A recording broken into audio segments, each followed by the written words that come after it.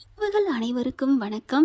இங்கே ரூமுக்கு வந்ததுக்கு அப்புறமும் ராஜி கதிரை போட்டு கடுப்பேத்துற மாதிரி கலாச்சிக்கிட்டே இருக்கிறாங்க. அதாவது என்னை பிடிச்சி தான் கல்யாணம் பண்ணியா, என்னை பிடிச்சி தான் கல்யாணம் பண்ணியா, என்னம்மா ராஜி உன்னை கடற்கரையில் வச்சே உன்கிட்ட சொல்லிட்டேன், எனக்கு எந்த ஒரு இதுவும் இல்லை, கில்ட்டி ஃபீலிங்கும் இல்லை, உன்னை எனக்கு பிடிக்கும்டி அப்படின்னு எத்தனை வாட்டி தாண்டி சொல்கிறது, உன்னை எனக்கு பிடிச்சிருக்கு பிடிச்சிருக்கு பிடிச்சிருக்கு போதுமா அப்படிங்கிறாங்க. நிஜமாவே கதிர் என்ன உனக்கு ஐயோ இப்போ என்ன பண்ணுறது அப்படிங்கிறாங்க. ஒன்று அப்படிங்கல ஐயோ அப்படின்னு வேகமாக போயிட்டு அப்படியே ஒரு ஒரு ஜாலியாக என்ஜாய் பண்ணிவிட்டு போயிட்டு கட்டில் உட்காடுறாங்க. நம்ம தலைவர் பின்னாடியே போகிறாங்க. 2 பேரும் உட்கார அப்படியே கையும் டச்சிங், பாடி டச்சிங் அப்படின்னு சொல்லிட்டு ரொம்ப இழுத்தடிக்கலாங்க. அப்படியே கொண்டே க்ளோஸ் ஆகி முடிச்சிடுறாங்க. அதுக்கப்புறம் கண்ணுங்க டச்சிங் ஓவராக இழுத்தடிக்காமல் 2 பேரையும் சாச்சு முதலிரவு கதையை சோழியும் முடிச்சு போட்டாங்க லாட்ஜில் வச்சு. அடுத்து பார்த்தா அவங்களுக்கு வெக்கமாக வருது. அவங்களால ஒன்றுமே பண்ண முடியல. போடா அப்படின்னு சொல்லிட்டு திரும்புகிறாங்க.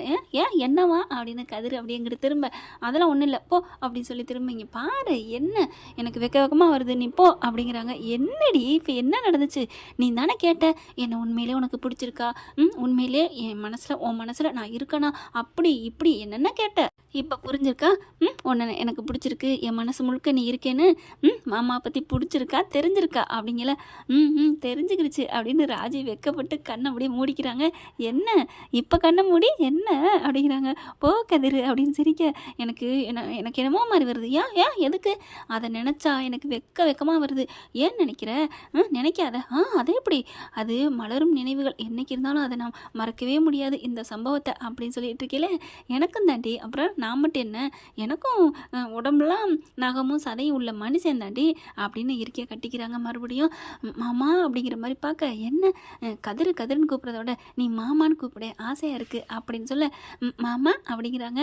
ஐயோ நீ மாமான்னு சொன்னோன்னே மறு ரவுண்டு கேட்குதே அப்படின்னு சொல்லிட்டு மறுபடியும் இழுத்து போத்திக்கிறாங்க. கதிருக்கும் ராஜிக்கும் சந்தோஷம் தாங்கலை. ஐயோ கதிர் அப்படிங்கிறாங்க. என்ன எந்திரிச்சு போயிட்டா, வேணாம் அப்படின்னு சொல்லிட்டு சந்தோஷம் மழையில் நனைகிறாங்கன்னு வச்சுக்கோங்களேன். என்ஜாய். அடுத்து சரி நம்ம கிளம்புவோம், டக்குன்னு குளிக்கிறாங்க, கிளம்புறாங்க. ஆனாலும் அந்த கிளம்புறதுக்குள்ள 1000 வாட்டி டச்சிங்கு கிஸ்ஸிங்கு அதிகமாகவே நம்ம தலைவர் பண்ணுறாரு. போதுங்க, என் மேலே நீங்கள் அவ்வளோ அதிகமாக பாசம் வச்சுருக்கீங்க, எனக்கு நல்லா புரிஞ்சிருச்சு, போதுமா. அப்போ உனக்கு என் மேலே பாசம் இல்லை போல இருக்கே. நான் பாசம் இல்லைன்னு யார் சொன்னா, நான் உயிரே வச்சுருக்கேன் அப்படின்னா ஒரு முத்தம் கூட வரலையே, நான் தான் அப்போ கொடுத்தேன்ல, அப்போ கொடுத்த நார்மலாக இருக்கையில் நீ கொடுத்தியா, கட்டில் இருக்கையில் கொடுக்குறது அது வேறு, இப்போ கொடுக்குறது வேறு அப்படின்னு சொல்லி முடிக்க கூட விடலைங்க. பச்சக்குன்னு போயிட்டு நம்ம கதிர் வாயில் போய் முத்தத்தை கொடுத்துட்றாங்க ராஜி. அடேங்கப்பா, நான் சாதாரண தமிழ் முத்தம் கொடுத்தா நீ இங்கிலீஷ் முத்தம் கொடுத்துட்டியே ராஜி, இந்தளவுக்கு ஆசையாக வச்சுருக்க அப்படிங்கிறாங்க. ஆமாம் அப்படின்னு சொல்லிட்டு அதில் மூடில் ஃபார்ம் ஆயிடுறாங்க. அடுத்து 2 பேர் கிளம்பிடுறாங்க. வீட்டுக்கும் வராங்க. வந்த கையோடு பார்த்தா ராஜி இப்படி தலை குனிஞ்சிக்கிட்டே போகிறாங்க. என்னடி என்னமோ ஒன்றுமே தெரியாத பிள்ளை மாதிரி, திருவிழாவில் காணாம போன பிள்ளை மாதிரி போகிற, அத்தை ஒன்றும் இல்லை போங்க அத்தை அப்படின்னு ரூமுக்கு போகிறாங்க. இங்கே மீனாவும் வந்திருக்காங்களா, அப்படியே பிடிச்சி இழுக்கிறாங்க.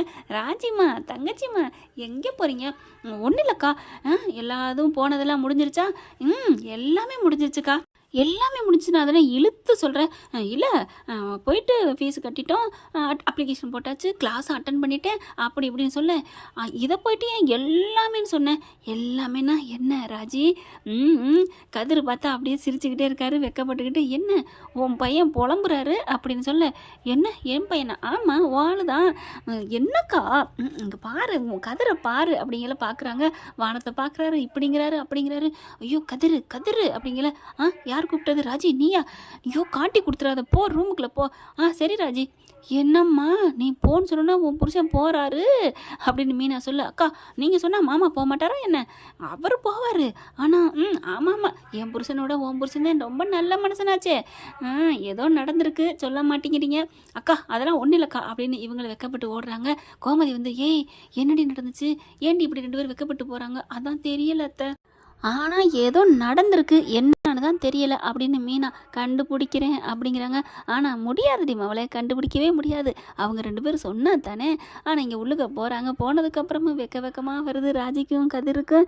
ராஜி அப்படிங்கிறாங்க. போங்க அப்படின்னு சொல்லிட்டு வெளியில் ஓடியாராங்க. ஆனால் ஏதோ ஒன்று நடந்திருக்கு அத்தை, அதை நான் கண்டுபிடிக்காட்டி நான் வெறும் சொத்தை அத்தை, இருக்கட்டும் பிடிக்கிறேன் அப்படின்ட்டு போகிறாங்க.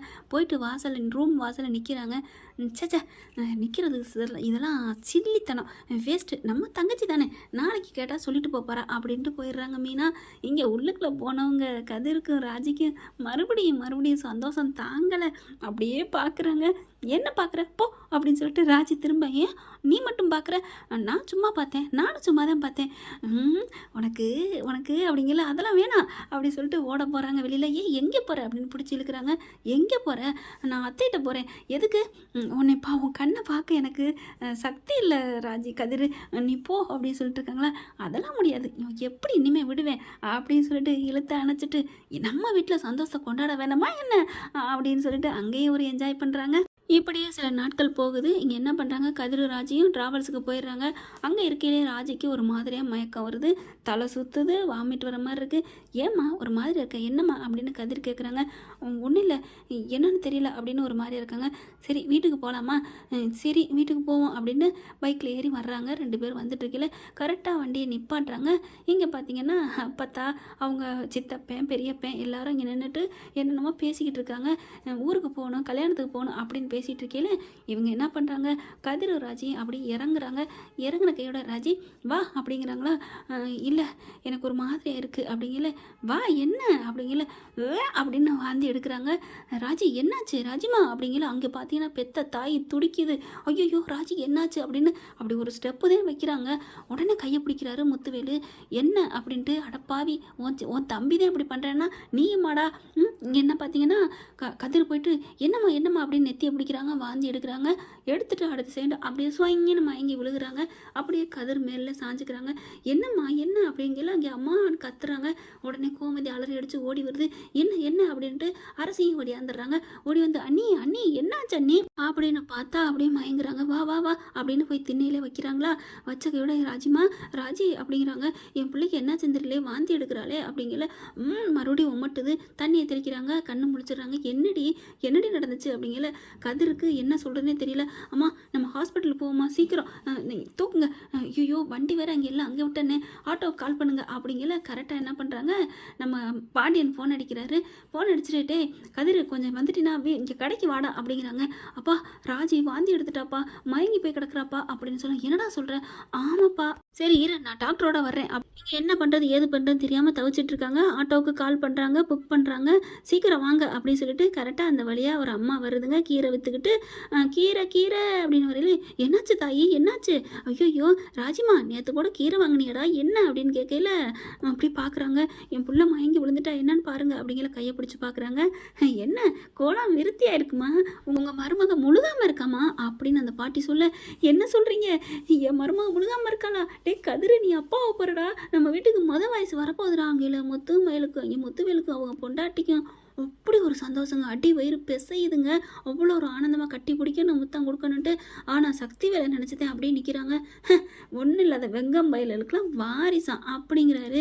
இவருக்கு மட்டும் நாங்கள் பிறக்கையில் 100 கோடி பணத்தோடையே ஒட்டிக்கிட்டு பிறந்தாரு. அப்படி வந்து தான் யாருமே வயிற்றுலேருந்து வந்திருக்க முடியாது தானுங்க. இப்போ என்ன பண்ணுறாங்க, பாண்டியனுக்கு ஃபோன் பண்ணுறாங்க. நம்ம அம்மா கோமதி அம்மா. இவன் எதுக்கு நேரத்தில் அடிச்சுட்டு அப்படின்ட்டு கட் பண்ணுறாங்க. இங்கே பாருங்கள் அட்டன் பண்ணுங்க. மறுபடியும் யோ அட்டன் பண்ணியா, அறிவட்டவனே உனக்கு ஏதாவது இருக்கா, புள்ள வந்து உண்டாயிருக்கா அப்படின்ட்டு ஃபோனை அடிச்சுக்கிட்டே இருக்காங்க. ஏய் எதுக்குடி அப்படின்னு அட்டன் பண்ணி கத்துறாரு. ஃபோன் பண்ணால் அலோன் தான் இந்த உலகத்தில் இருக்கவங்க எல்லாருமே சொல்லுவாங்க, உங்களை மாதிரிலாம் இப்படி பேச மாட்டாங்க. இங்கே பாரு மரியாதை என்னன்னு சொல்லு, நல்ல செய்தி வீட்டுக்கு வாங்க அப்படிங்கிறாங்க. என்ன நல்ல செய்தி, நீ அந்த வீட்டை விட்டு போறியா.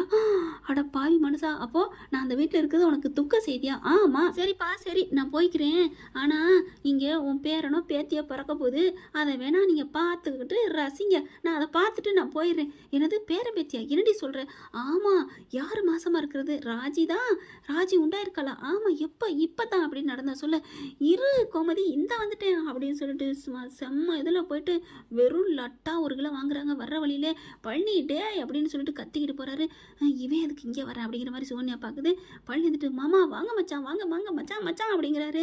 டே வாடா சீக்கிரம், என்னாச்சு, ஓ மகா உண்டாயிருக்காடா. என்ன ராஜியா, ஆமாம் அப்படின்னு அவர் பாட்டுக்கு ஸ்வீட்டு வாங்குறாரு, அள்ளிக்கிட்டு வராங்க. வரும்போதே பார்த்தீங்கன்னா, அங்கே பேண்ட் வாத்தியத்தையும் கூட்டிக்கிட்டு வராரு.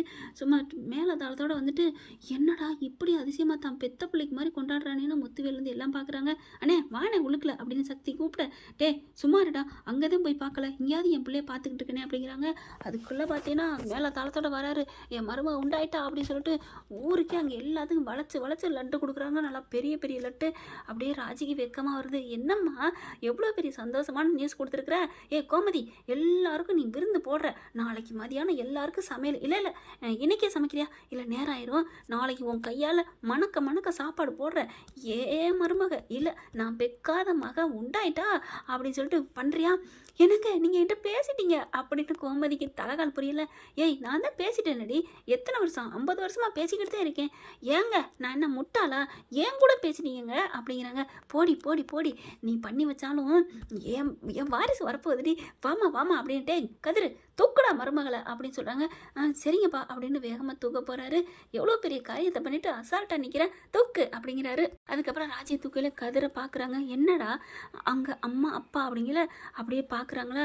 "எனக்கு அவங்ககிட்ட ஆசீர்வாதம் வாங்கணும் ஆசையாக இருக்குது" அப்படிங்கிறாங்க. "இப்போ என்ன அவங்ககிட்ட ஆசீர்வாதம் வாங்கணும் அவ்வளோதானே" அப்படிங்கல. "எப்படிங்க உங்களால் முடியுமா? கிறுக்காடி, நீ ஆசைப்பட்டதை நான் என்ன நிறைவேற்றாமல் இருக்கிறேன், என்ன இப்படிலாம் பேசுகிற" அப்படிங்கிறாங்களா. "எப்படிங்க எப்படி கொண்டு போவீங்க? உனக்கு என்ன அதை பற்றி? நான் இல்லை, இரு ஒரு நிமிஷம் யோசிக்கிறேன் எப்படி அங்கே போகிறதுன்னுட்டு" அப்படின்னு கதிர் தன்னோட மூளையை கசக்க ஆரம்பிக்கிறாரு. டக்குன்னு கதிர் என்ன பண்ணுறாங்க, ராஜியை இறக்கி விட்றாங்க. வேக வேகமாக அப்பத்தாட்ட போகிறாங்க. கிட்டக்க வர்றத பார்த்துட்டு, "இவன் எங்கே வர்றேன்" அப்படின்னு சக்தி புலம்ப, "அம்மாச்சி" அப்படிங்கிறாங்க. "என்னையா?" "ஒன்றும் இல்லை, ஒரு 70 வயசுக்கு மேலே உள்ளவங்களுக்குலாம் அங்கே ஃபுல் செக்கப் பண்ணிக்க சொல்கிறாங்களாம். ஏன்னா எல்லாருக்கும் ஹார்ட் வலி கிட்னி வலிலாம் வருதில்ல, அதனால் பண்ண சொல்லிட்டு ஒரு சிட்டா கொடுத்துருக்காங்க. அது" அப்படின்னு பாக்கெட்டுக்குள்ளே விடுறாரு. "ஐயோ காணுமே, என்னையா சொல்கிற?" "ஆமாம் அம்மாச்சி, ஃபுல்லாக செக்கப் பண்ணிவிட்டு ஏதாவது குறைகள் இருந்தால் அதுக்கு தகுந்த மாதிரி மருந்து மாத்திரை கொடுப்பாங்களாம். அதுக்கப்புறம் ஆரோக்கியமாக வாழலாமா" அப்படின்ட்டு இங்கே பாண்டியனும் கோமதியும், "என்ன இவன் இந்த நேரத்தில் அங்கே போய் என்ன பேசிகிட்டு இருக்கான்" அப்படின்னு பார்க்க, "ராஜி, உன் ஹேண்ட்பேக்கில் வச்சுருந்தில்ல அந்த சிட்டையை எடுத்துகிட்டு வா, அங்கே கொடுத்தாங்கல்ல டாக்டர்லாம்." "எனக்கா? எங்கே?" அப்படிங்கிற. "இங்கே எடுத்துகிட்டு வாமா." "ரைட்டு, நம்ம ஆள் ஏதோ திட்டம் போட்டுட்டான்" அப்படின்ட்டு ராஜி பக்கத்தில் வராங்க. "கொடு அந்த சிட்டையை கொடு" அப்படின்னு சிட்டையெல்லாம் அப்படி பார்க்குறாங்க. பார்க்கையில் பரிசுலேருந்து டக்குன்னு ஒரு பொருளை கீழே போட்டுறாரு. "என்னம்மா பார்த்து எடுக்க மாட்டியா? எடு அதை" அப்படின்னு சொல்ல உடனே ராஜி குனிகிறாங்க. அது வந்து முத்துவேல் அவங்க அம்மாக்கிட்டையும் அப்பாக்கிட்டையும் காலில் விழுகுது. அப்படியே ராஜி கீழே எடுக்க போகிறாங்க. "இரு ராஜி, நான் வேணா எடுக்கட்டுமா" அப்படின்னு 2 பேர் கரெக்டாக ஆசீர்வாதம் வாங்குற மாதிரி எடுக்க அவங்களுக்கு சந்தோஷம் தாங்கலைங்க. அவ்வளோ ஒரு சந்தோஷம். கையில் என்ன இருக்குன்னே தெரில. அப்படியே போட்டு ஆசீர்வாதம் பண்ணலான்னா ஒன்றுமே இல்லை. டக்குன்னு காசு எடுத்து அப்படியே தலையில் வைக்கிறாரு ராஜி தலையில். "நீ நல்லா இருப்பம்மா" அப்படின்ட்டு, "என்னை ஆசீர்வாதம் பண்ணுங்கப்பா" அப்படின்னு சொல்லிட்டு கண்ணு கலங்குது. "தேங்க்ஸ் மாமா" அப்படின்ட்டு, "அப்பதான் ஆசீர்வாதம் பண்ணுங்க" அப்படின்னு ராஜி காலில் விழுகிறாங்க. ஆசீர்வாதம் பண்ணி அனுப்புகிறாங்க. அதுக்கப்புறம் வீட்டுக்கு வராங்களா.